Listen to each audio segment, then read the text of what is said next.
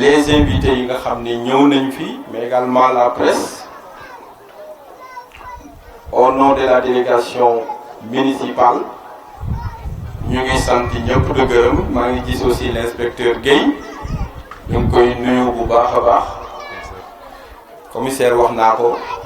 de nuyu aussi les membres du comité de quartier de Madina Extension bu ngeen gisee lii nga xam ni moom lañ fi war a def muy installation du délégué de quartier de Madina Extension dafa bëri confusion bu rëy bi nga xam ni dafa baax ñu leeral ko dafa am Madina Fall le décret numéro 2008 1344 du 20 novembre 2008 bu Abdoulaye Wade signé moo def Madina Extension un quartier Madina Extension boobu junni parcelle la ak juróom-ñeenti téeméeri parcelle ak ñaar fukk ak juróom jotewul dara ak quartier traditionnel u Madina Fall dama bëgg mu leer nañ Madina Fall lu mot ñetti junni buntu kër a fa nekk ak lu topp te lu mot juróom fukki junni nit du fa yeewoo boobu quartier moom la ñëpp xam mais Madina Extension dama ko wax am ku ma ko waxal ma ne ko ñaar kii dafa tudd Adama Ndiaye kii tudd Adama Diop mais ñaar la du benn Madina Fall dafa am mais Madina Extension dafa am décret moo ko signé moo ko créé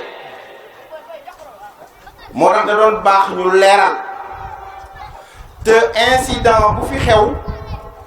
muy ñeenti jeunes dëkkuñu Madina Extension te loolu dañ ci leer parce que confusion dafa am ci Madina Fall ak Madina Extension moo tax ma ni comme confusion am na pour mu leer dañuy samp délégué de quartier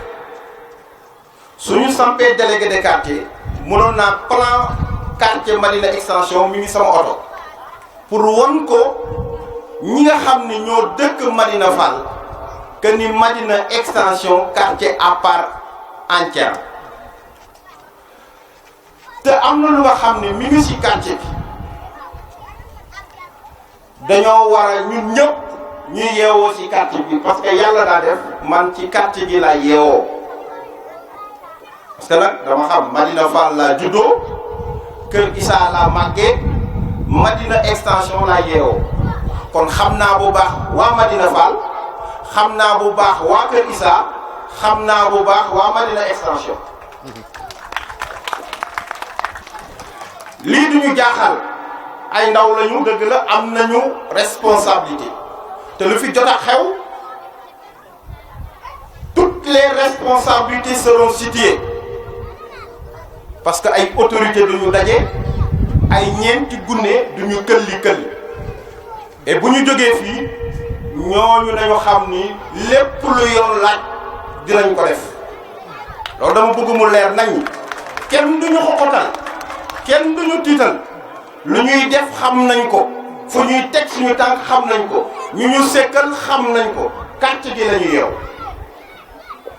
amoon na ay coow yu fi amoon te loolu occasion la ma leeral ko ci wàllu suuf dama bëgg nit buy xeex dara da koy xam lotissement Madina Extension 2005 lañ ko def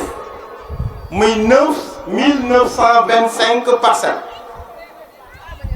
ñu bàyyi ci lotissement boobu bàyyi nañu 25% yu nga xam ni équipement collectif lañ ko def muy ñaari espace yu ñu bàyyi pour sport benn bi mu ngi nekkoon ginnaaw Kër Issa beneen bi mu ngi nekk ginnaaw lycée Madina Fall ñu bàyyi un équipement marchand un espace pour marché mi ngi fi nekk ñu bàyyi espace pour école mooy école 3 ñu bàyyi benn parc urbain moom foofu la Thiès ville ak Cergy foofu la ñuy def activité agricole loolu mooy équipement yu nga xam ni lotissement 2005 moom la def ci plan bi mu am des boulevards de 40 mètres de 30 mètres de 20 mètres ci quartier bi jamono du dox am ñu bind le comité de quartier ne comme ci biir lotissement bi gis nañu ci ay bërëb yu nga xam ni nekkul waxuñu ni équipement collectif lañ fay def mais dañ ko bàyyi noonu te ñun population bi dañoo am yeneen équipement yu ñu gisul ci lotissement bi dañ cee bëgg ñu def ko équipement ñu bind lettre ne équipement yooyu mooy bërëb bu ñuy def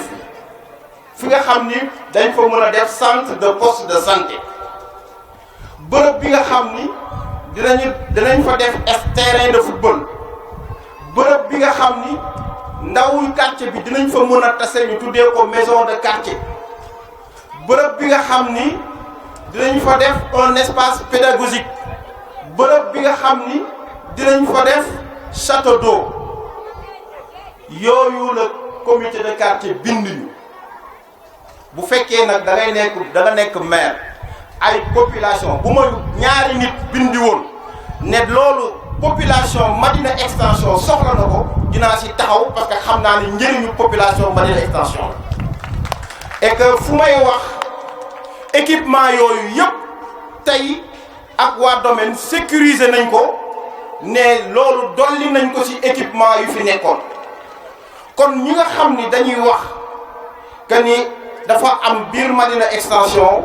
ay morcellement xamuñu lu ñuy wax mais également dafa amoon ci ay postes yi nga xam ni ay nit dëkkoon nañ ci te amuñu këyit ñu bind ñu pour ñu defal leen këyit régulariser seen situation donc coow li fi amoon jaru ko moo tax coow li fay na parce que boo dee coow te tegoo ko ci dëgg du yàgg parce que ñun fu ñuy teg suñu tànk caaxaanuñu politiciens yi mun nañoo nekk ci ginnaaw du manipuler mais loolu tiitaluñu parce que nag fu ñu wéeru daa dëgër mooy dëgg dara duñu xoxotal et damay profiter ci occasion bi du wax fan yii dee lundi yeboo ñu jógaat waxtaan naa seeg receveur dinañu def état des lieux parce que mënuñu may nit parcelle depuis 2005 ba 2019 terrain ba faale woo ko dévaloriser woo te ñeneen soxla dëkkuwaay bu ñu bëggee wax dinañu waxaat ñooñu dinañu recenser toutes ces parcelles yu nekk Madina extension te nit yi ñu may leen terrain depuis 2005 te valoriser wul dinañ ko recenser dinañu def annonce bi rajo def ko ci journaux yi ne képp ki nga xam ne yaa moom numéro yi may nañ la ñetti weer boo ko ñëwul valoriser dinañ la désaffecté dinañu jëlaat terrain bi jox ko keneen ku ko soxla parce que dëkk bi dañ ko war a defar parce que bu ci nit yi dëkkul day indi insécurité poos yooyu ñu bàyyi ay dépôt d'ordure lay nekk ay garab ñoo ciy sax te day ñaawal dëkkuwaay te loolu dinañ ci jóg te suñu mission la parce que nag population yi parfois dañoo maanaam lépp li nga xam ni ay yat la dañ koy yen maire mais lu ñu jàpp ni carotte la ñu ni non maire bu mu ko laal mooy te loolu sax dañoo jàpp ni carotte la mais coono la ñun dañoo dénk 9 domaines de compétence ñu ni école yi yéen a ko yor poste de santé yi yéen a ko yor sport bi yéen a ko yor jeunesse bi yéen a ko yor aménagement yéen a ko yor environnement yéen a ko yor suuf bi yéen a ko yor bu ñu dugalee suñu loxo ci école bi ñu ni waaw leen góor suñu dugalee suñu loxo ci poste de santé ñu ne waaw ngeen góor suñu dugalee suñu loxo ci environnement bi bu mbali di bëree maire bi liggéeyul deful ñu ni ñoo leen def bu lampe tàkkul ñu ni maire bi bu demee bay bëgg a lijjanti mbirum suuf ñu ne ko sàcc na dinañ ko lijjanti nag parce que dañ ñu koo dénk te dinañ ko def te fu mu war a tegu dinañ ko fa teg waaw parce que am na lu nga xam ni duñ ci ragal dara Thiès nag coow li daa bëri sama frère Yankouba Diattara a été victime de ça ku nekk du ko ŋawti sàcc na ay terrain def maire du joxe këyitu terrain dama bëgg mu leer bu jaarul yoon këyit bu ma signé ñu ni maire ko signé du dem fenn loolu du firndeel ka ni yor nga këyit képp ko am këyit receveur des impôts moo lay signéel kon information yu ñuy jàllale dañ ko arrêté fu ñu jëm dañ ko ñemee te quartier gi dinañ ko organiser parce que nag fii laa dëkk te dinañ ko organiser. J'ai dit dès demain na équipe bu war a recenser les parcelles non occupées nañ ko recenser toutes les parcelles mais également képp kuy yeewoo biir Madina Extension ñu xam ni yow ci quartier bi nga yeewoo lépp luñ fa war a def ñu convoqué ñu toog pencoo ko xool lan lañ koy def. beneen bi mooy di annoncé école Madina 3 wax nañ ma ni seen amuñu toilette mairie bi fonds yu ñu yor ren xaalis bi disponible on a mobilisé 5 millions pour la construction de blocs sanitaires à l'école Madina 3 c'est 8 blocs sanitaires plus 2 blocs pour les enseignants loolu dinañ ko def. Mais pour ren aussi am nañu une enveloppe pour l'éclairage bëgg nañ ci dugal suñu loxo ci wàllu éclairage bi foofu aussi dama bëgg mu leer nit yi dañoo war a xàmmee lu maire commune war a def ak lu mu warul def extension du réseau électrique du suñu compétence maanaam samp poto du xëcc courant loolu du suñu compétence yoon dafa ni loolu waru leen ko def ville moo ko war a def bu ko ville mënul def état bi jàppale ko mais ñun luñ ñu sant mooy poto boo am applique lampe bu brûlé ñu ne maire demal taal ko mooy l'éclairage public te boo xoolee commune Thiès Nord même loolu sax commune Thiès Nord attanu ko kon poto bu ñu samp góorgóorlu moo ñu ci dugal mais du suñu cër mais Madina Extension war na xam ni tali bi nga xam ni moom la ñu war a goudronner ñun ñoo ci dugal 14 poto lampe fekk fii amagul woon courant bi dugagul woon ñoo éclairer le boulevard 14 poto lampe la ñu samp foofu ren dinañu dolliwaat si yenn koñ yi nga xam ni courant bi jotu faa dugg ñu renforcer foofu du di nga wax aussi même occasion ñi nga xam ne ñoo nekk si ginnaaw école Kër Issa def nañ fa extension mais am nañu problème mu branchement donc parce que Senelec réception guñu ko dossier bi mi ngi fa et rapidement dinañu diligenter dossier boobu pour ñu def beneen bi mooy aussi wàllu ndox aussi dañu ni extension du réseau hydraulique du compétence su maire commune loxoom bu mu ci dugg parce que attunu mais teewul déwén prévoir nañu li nga xam ni moom dinañu jàppale defaat extension du réseau hydraulique dans le quartier de Madina Extension donc li nga xam ni nekkul suñu cër sax ñun dañ ciy góorgóorlu loolu da doon baax ñu leeral tey waxu foncier bi dans le quartier de Madina Extension jeex na parce que ñi nga xam ni ñoo ko doon agité bañ leen leeralee xam nañu ni defuñu lu dul lu ñu yoon may mooy lii population yi ñoo ko soxla te chaque jour si la ñu nekk loolu lañ def te incha allah leneen li nga xam ni moom la ñu nam ma def fan yi keneen duñ ko def parce que ci Sénégal nag maire bu bëggee liggéey rek bu day am ay nit yu nga xam dañu nekk si ginnaaw ñemewuñu ngemb ay juróomi xale ñu ne yuuxu leen maire bi bëgg a daw man du ma daw te ku xool marché central rond-point Jaxaaw kenn jaayatu fa parce que man du ma daw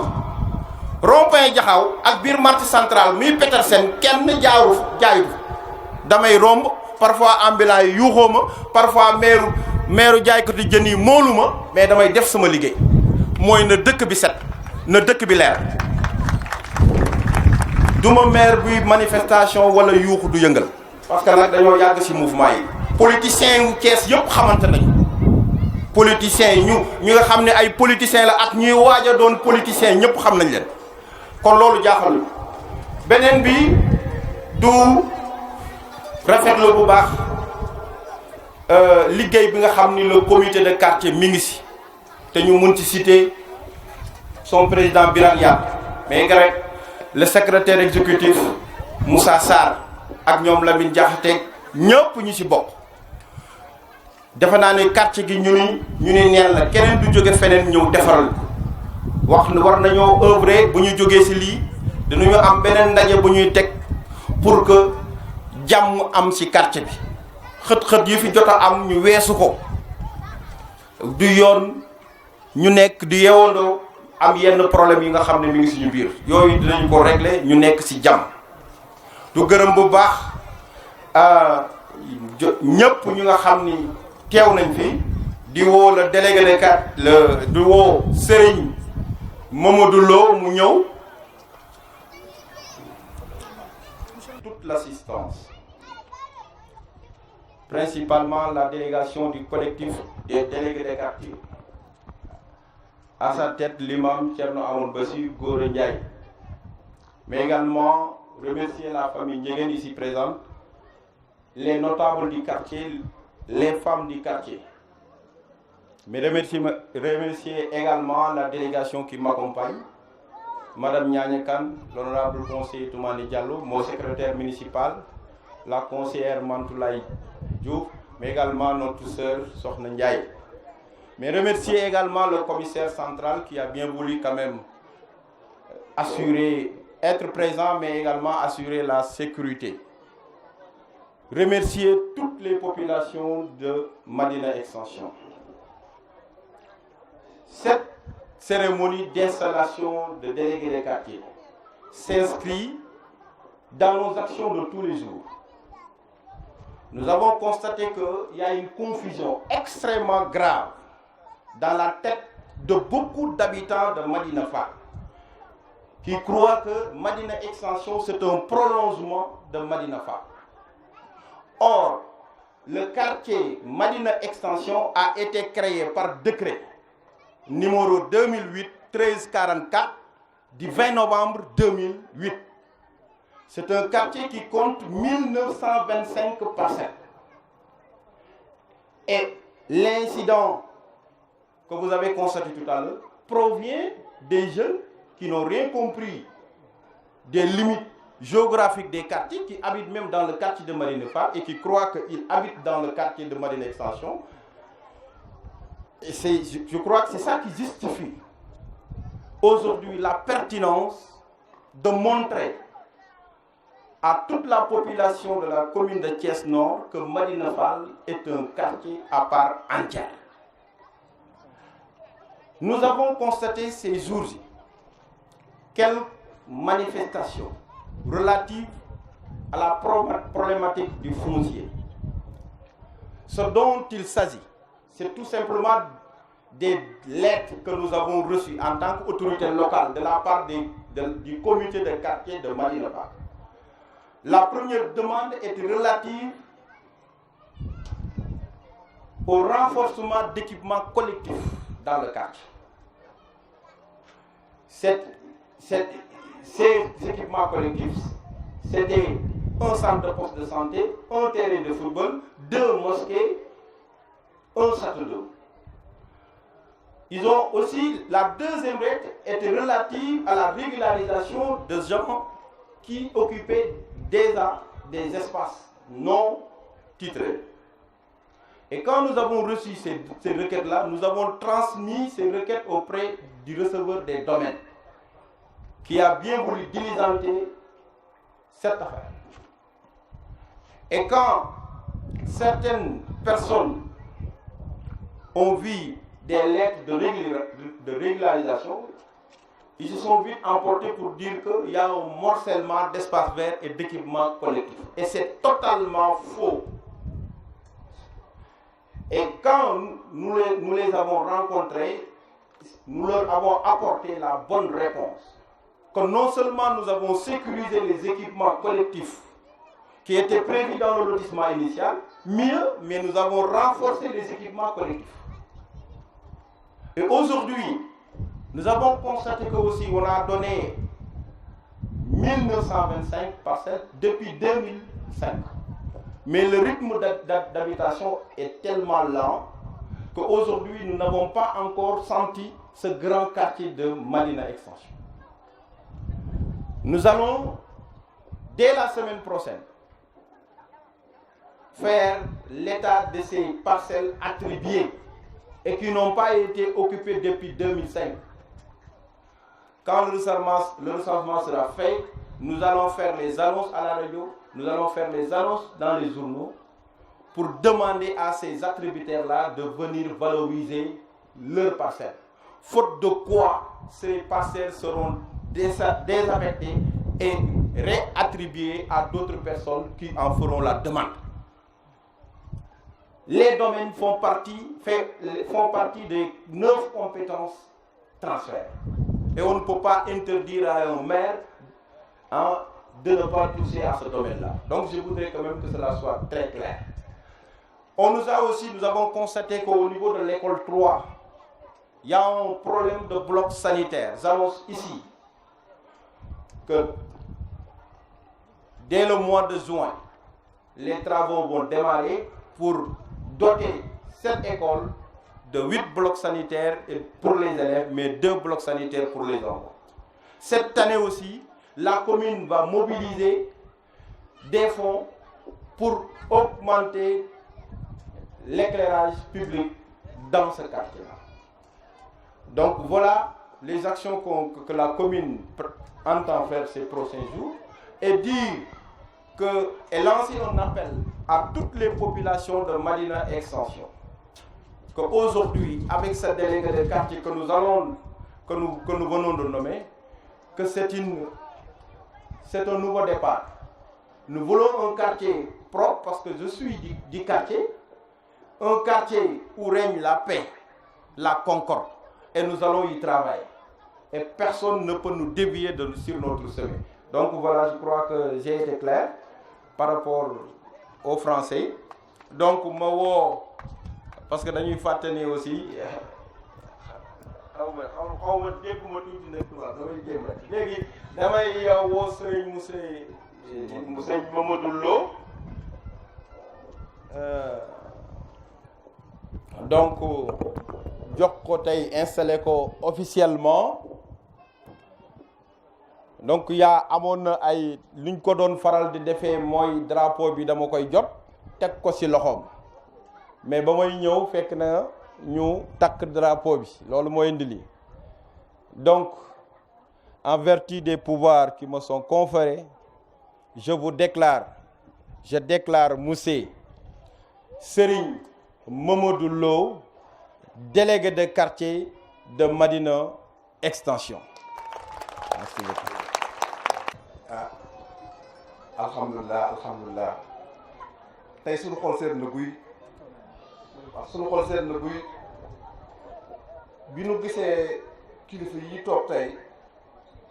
ñuy kilifa yu mat kilifa yu am responsable di suñuy waajur di suñuy sëriñ di suñuy xarit di jiital imam Basir ak délégué de quartier yi nga xam ne ñoo toog ci ginnaawam yëpp comme dafa gudd duñu lim di nuyu monsieur le maire Lamine Diallo ak Moussa Sarr ak inspecteur Guèye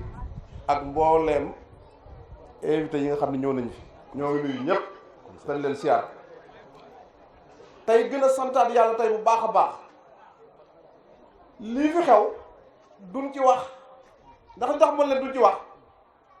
lii du daal la jàpp leen Rasulullah moo gën a ci lu yàlla bind. Yonent bi sallallahu alayhi wasallam amoon na noonam boo xam ne da daan def bu yeewoo dem ci buntu ko Rasulullah xëpp fa malik Rasulullah di ko def ay yoon ba benn bis mu tawat génnul Rasulullah ni génn ci buntu këram ni xanaa ci doon këpp fi mbali mi dafa ñëw tey ñu ni ko dafa tawat mu dem seeti ko ni ko damaa gisul tey nga këpp sama buntu kër ma dina seet si waa ji daal di jooy ni ko maa ngi doog